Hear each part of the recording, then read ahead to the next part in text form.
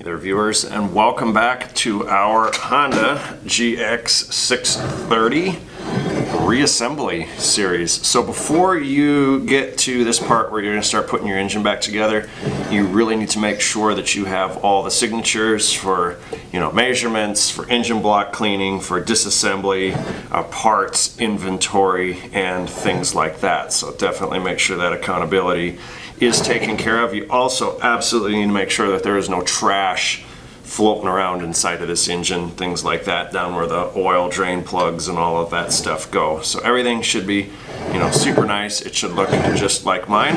We're gonna go ahead with the first piece is we're gonna install the crankshaft. So we're gonna get a little bit of this Vaseline, or you can use the Lubriplate, not a sponsor. This isn't actually Vaseline, but personally I like petroleum jelly for the seals a little bit more. When you do hydraulics, you're probably gonna get into that. Excuse me, it's coronavirus. A little bit more than probably what we want to talk about today. You can put Lubriplate on it. When you do a transmission, that's your friend. So the next part that we're gonna look at is I will put Lubriplate on the bearing surface. So I'm going to put about yay much. Okay, we'll smear it around good. We'll make sure we get it into this portion here up in the front so it doesn't grind on that aluminum case, and then we'll make sure we smear this whole side full so everything glides through the seal really nice. Let's put it in the motor.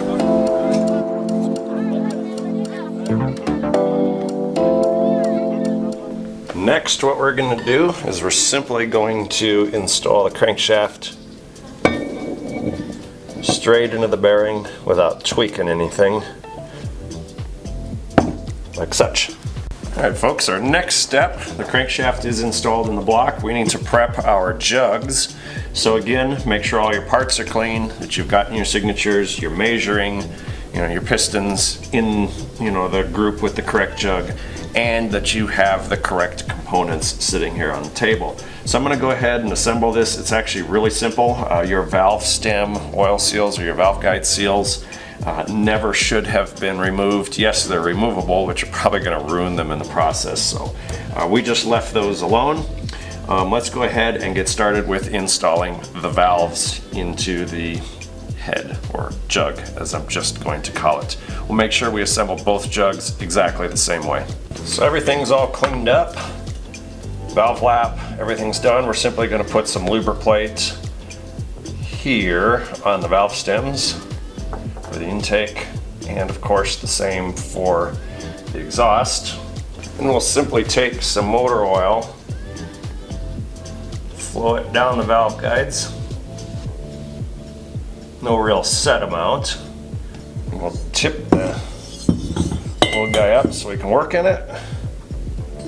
We'll install, sorry, I really can't film it. It's a pretty tight squeeze. We'll install the appropriate valve into the appropriate guide in said hemispherical cylinder head. And we'll just flip that guy back over, kind of like such. We'll install the valve keepers next, and the springs. To do that, we're simply going to, just like the last engine, kind of use our hands. These valve springs are a little bit stiffer, but nothing we can't manage. We'll just put the flat spot kind of facing up so it looks like we cared a little bit on the keeper. Come on, baby. These are about twice as stiff as the last engine, so no big deal there. Just turn those. Okay, sweet. Give them a little wipe off. Any dirt. Everything's good. Alright folks, our next step is going to be to prep the piston. So step one on that is just to give it a visual inspection that it's completely free of any garbage at all. Like seriously, signature sheets, check marks, you name it, I'm going to check it. I did check into Honda's service literature last night. These connecting rods are actually forged. Okay, they're not just cast. I was very impressed with that. I know the 530 that's sitting behind me had rod problems and spectacular cases of crankcase positive crankcase ventilation, aka throw the engine in the garbage. Honda's really done a nice old school traditional job with this engine. The only thing I see missing from it, really seriously, is fuel injection, which given the price of the engine and its intended service application, I'm not for fuel injection. I mean, don't get me wrong, I love fuel injection, but carburetor is definitely where the action is at for this. So anyway, on the piston, what we're gonna do is, after we've made sure the rings all move around really nice, just simply gonna take my squeeze bottle of motor oil and we're gonna douse those rings, and then we'll simply move them around to get that oil worked into them real good. Next, what we're gonna do is we're gonna position this bottom ring gap, the brown ring, if you will, and this top ring gap on these two compression rings 180 degrees out over the skirt, and we're going to make sure we're not lining any gaps up in the oil control ring with piston pin or any other ones of these rings. So hopefully you can see that. If you can't, you should come here and pull focus for me. Okay, our next step, now that the piston is all oiled up and everything, is we're going to grab a ring compressor. I think this one's made by Snap-on. It smells expensive. I like this one. It works great for these size pistons. And on the ring compressor, you're going to notice there's some little tabs, and they will actually face, you know, that way into the cylinder. So what it does, it just smashes your rings down real nice, easy for you. So you don't have to worry about it. So we're going to put some oil on the inside of that. We're going to smear it around, make sure it comes out nice and clean. Easy peasy. We're going to install the piston into the ring compressor in any old random orientation. Then we're going to tighten this bad boy down. So we've got our piston ring situated all correctly, which is good. And then we have tightened down the ring compressor. And then we're simply going to slide the piston into the cylinder. So I'm going to make sure this guy, I think I probably get one more click on him. Yep. Okay, so we'll flip the jug up like such. Once we have that done, we're simply going to slide the piston to the end of the travel on the ring compressor.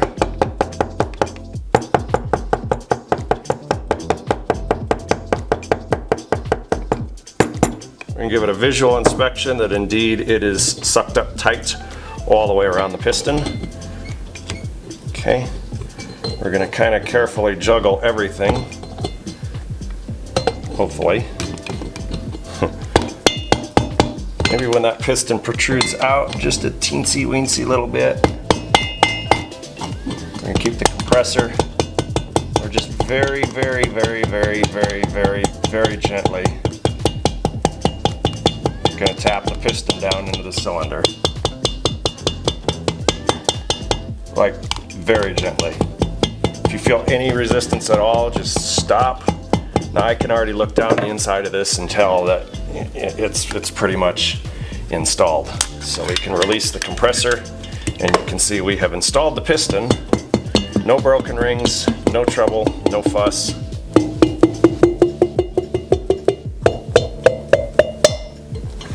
All that good stuff. We'll bottom it out, top dead center in the hole. We'll repeat the exact same process for the other jug. Once you're finished with that, go ahead and wipe all that extra oil you put on the cylinder wall earlier. I'm not sure if I filmed that part or not, but rest assured it's there, because that's going to help keep things a little bit cleaner when we put RTV on this machine surface right here in just a few minutes. So make sure you do that so the oil doesn't drain down when you flip this thing over. Next, what we're going to do is we are going to, one rod at a time, we're going to take the bolts out of it.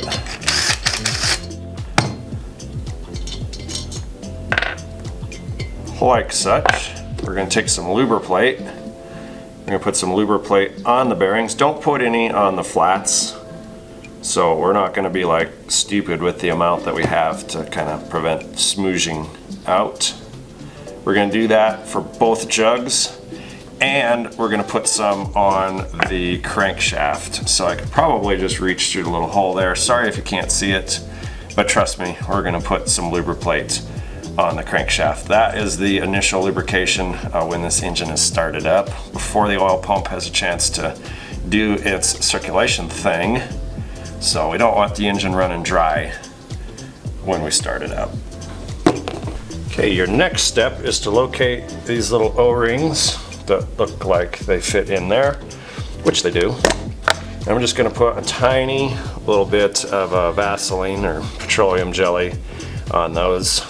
Okay, and that should, might even put a tiny little bit in there to help hold it. That should help keep that from falling out later. Yep. We're also going to put the exact same one in the other side. So we'll just do that now. Make sure we got lube on it. If you forget those, you will have a massive oil leak and lubrication failure of the engine. When that's finished, you're going to go ahead and put your 2 dowel pins in on each side, press them down like such. Should be 4 of those big ones total. I think the GX 530 is exactly the same as far as this is concerned. The block isn't a totally ton different between those 2 engines. So now that that is finished up, we are simply going to take a towel that's clean like such, and I'm going to put some of this paint prep wax and grease cleaner on. It's basically just mineral spirits, and we're going to get rid of all the lube on that, you know, the grease and things like that, so that our assembly lube will stick. So we're going to just do this to both sides, and then I believe we're going to want to install jug number 1, whichever one has the bevel for the edge of the crankshaft on it is the one we're going to want to install first. So it might even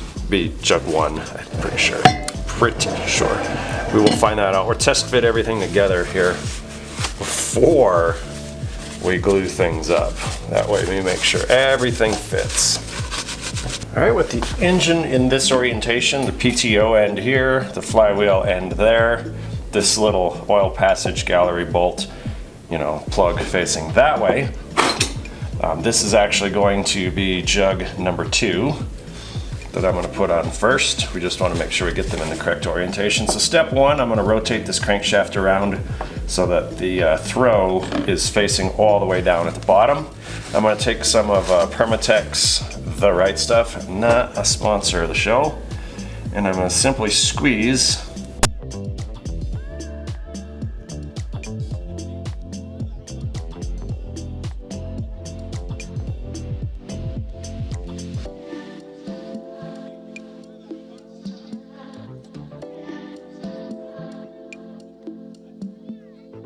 We don't need to surround this hole here because it's got an O-ring on it.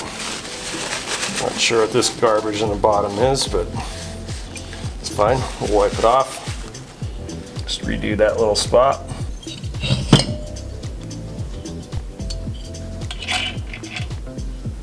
Put our dowel pins in.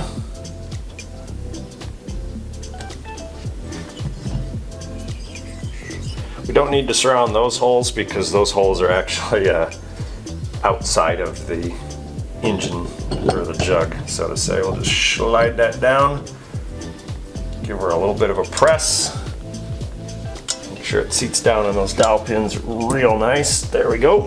And then we'll put the 4 nuts on. While we're doing that, we're going to tighten them in a, where's my wrench? Seriously.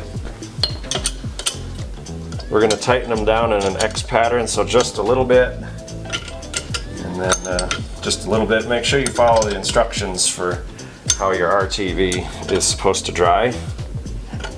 And then we'll come down here. You're probably going to have to use the open end for a few of these, but maybe the box end to a point. Everything should cinch down real nice. You shouldn't be using the nuts to pull anything together. You should only be using the nuts to smash out the RTV. Okay, just again, we'll tighten in an X pattern. everything should go down nice and smooth. If it doesn't, you got something binding a rod on the crank or something. The crank should turn super easy because, you know, there's nothing hooked up to it. So we'll finish tightening these guys up. Just sensibly snug. They don't have to be stupid tight or anything, because we're not going to run this engine very long. I don't have the factory torque, but that shouldn't be too hard to figure out. Alright, the next step, albeit a difficult one to film, is going to be you're going to reach up inside of here, you're going to move the throw of the crank down, and you're going to grab that rod and you're going to slide her down. And then you can also twist to make sure that that you have that facing the correct direction. So it's very important that this bevel here is actually facing this way on the crankshaft. If you put your rods in upside down because you weren't, you know, being careful, you actually have to pull the jugs off again. So no good, because you're not going to be able to turn the piston around, unfortunately. So we have both of these guys facing the correct way so that they will all bolt from straight, you know, up here from the bottom. So anyway, we're just going to turn that crankshaft a little tiny bit. I see a bearing shell fell out of that other one. That's fine. And then we're going to grab rod cap 1. Excuse me, that's going to be rod cap 2. Getting all messed up here a little bit. And we're going to insert it.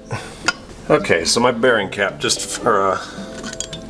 split bearing just fell apart. So how you're going to put it in, you're going to make sure the notch, which is in the rod right up here, lines up with the notch there.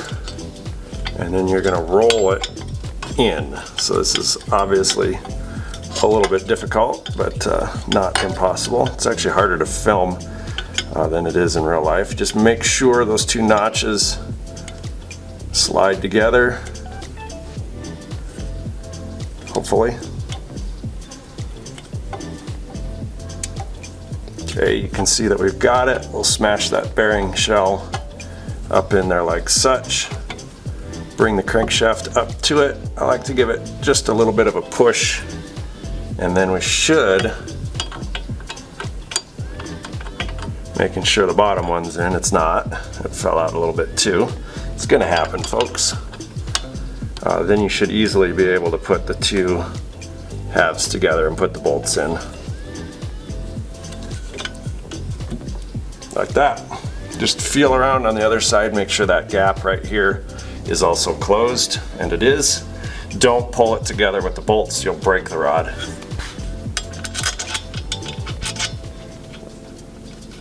Bolts should just thread in with your fingers.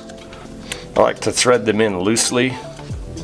Don't tighten them. That lets me kind of play around with the position of things. It will also keep the bearing shells from falling out or moving around or anything like that. If your bolts don't thread in super easy, your rod cap is cattywampus, you know, from the rod itself. So, and that's no good. You have to pull it back apart. This is probably the hardest part, I can already tell, on the assembly, aside from making sure that your connecting rods are facing the correct way, which also means your piston is facing the correct way.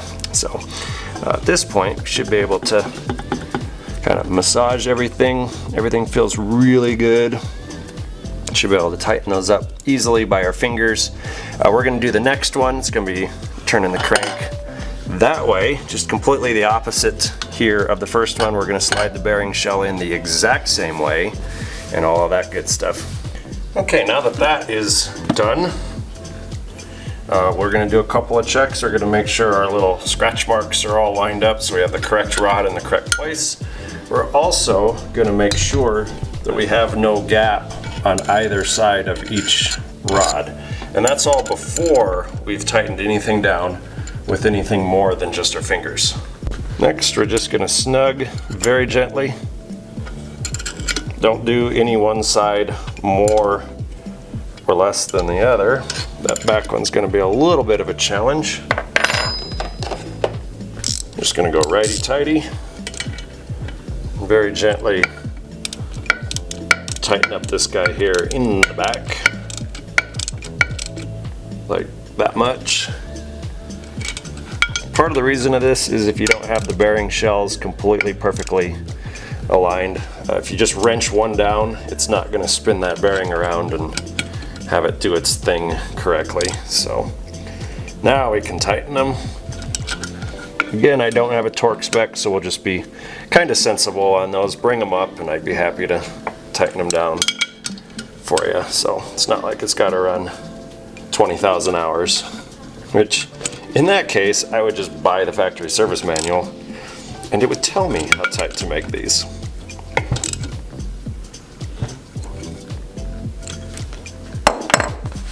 Should be able to easily turn the crankshaft.